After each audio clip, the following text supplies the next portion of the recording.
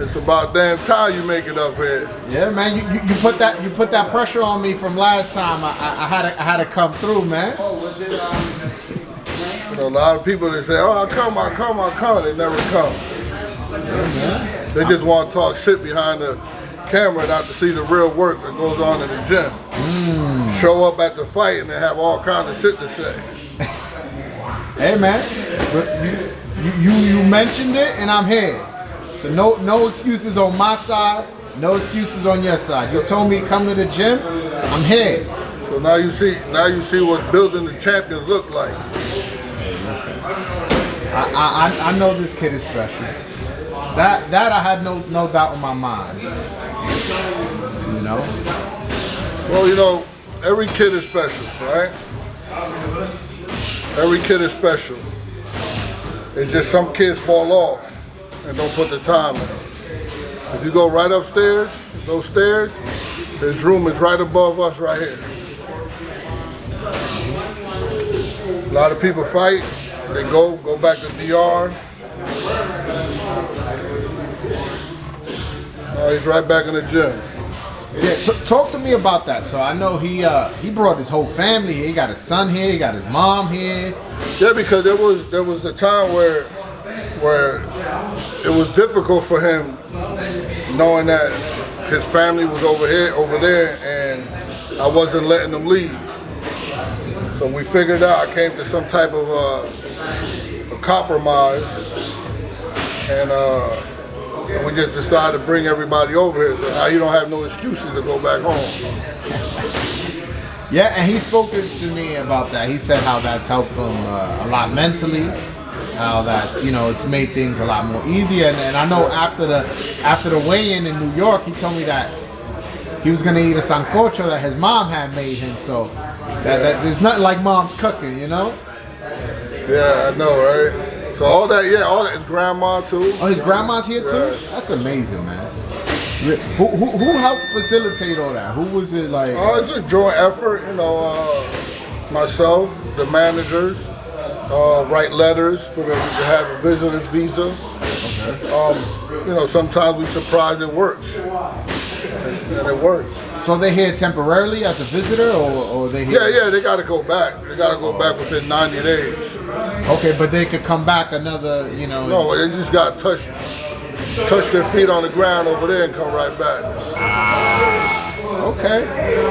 You guys got a plan. You guys got a plan. Yeah. Okay. Talk to me about the person he's going to spar today. Everybody should know Stephen Butler, the Canadian guy. Stephen Butler, that's the guy who fought Janabek, right? Yeah, he's a pretty big kid, but that's the type of sparring that he needs, because people around his weight, it's hard to get sparring for. Okay. We get it one day, but it won't come back. So usually his sparring is bigger people for the most part? Yeah. Okay. Like always. You don't tell him like, yo, take it easy. We want sparring. Don't be. No, we got drill. We got a day that we drill. We drill with even an amateur or the guys that we have here. But you know, sometimes you got to push the pedal to the metal to know what you have, where you at.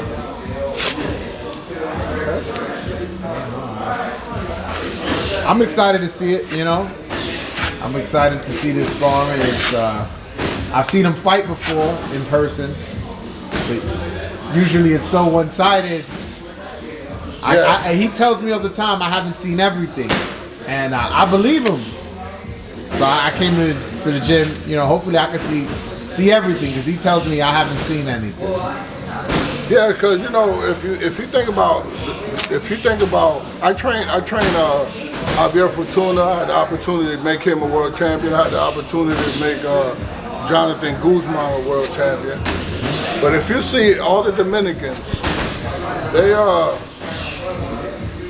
early in their career, they come forward, they're punchers, they're knocking everybody out. But when it comes time to, all you need to do is win that belt.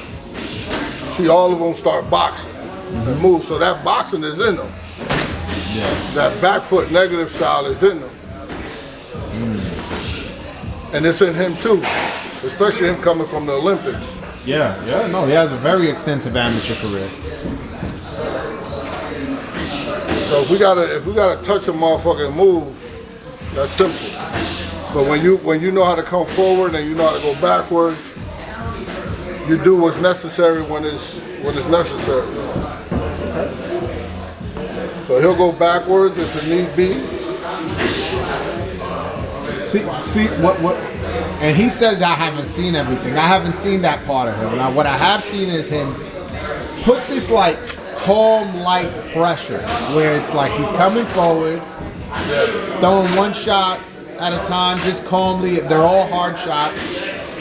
When the guy throws shots back, he blocks it without really moving too much, not really using a lot of energy, and then just keeps pressing the guy forward up until he gets him in the corner or on the ropes, and starts just exploding. So yeah, it's a chess match, right? What you're seeing is a chess match all the way into, it's checkmate, right? So it's a chess match until he gets his flow, he gets his rhythm, he gets his height, feels the guy's power, feels the guy's speed, and then he's a gift that he has too. I taught him a lot. I taught him, the defensive aspect of it, but timing and his vision, it comes innate. You just got to bring that out of a fighter. You also actually both of you told me how you really helped him a lot sit down on his punches instead of slapping. How bad? Well, no. So he needs that slapping. Whatever that he was doing before, it was terrible. But he needed that for the amateurs, right? Because the amateurs, you're not really trying to commit to nothing. And the pros, you're trying to hurt something. So even his trainer in Dominican Republic is like, yo, you're never gonna be a puncher. You're never gonna be a puncher. And he come here with that same mentality. But I was like, how you know you're not a puncher if you're not trying to punch? So we went through, we drill, we work on balance, we work on his technique, right? And punching power is in you, right? You can't really create it. You can enhance about 10% with, your strength and conditioning and your technique, right? So that's what we worked on, and it's coming out of him. He's starting to touch people with his weak hand and putting them to sleep. You got to handle that, Swan? Yeah, we got to do this.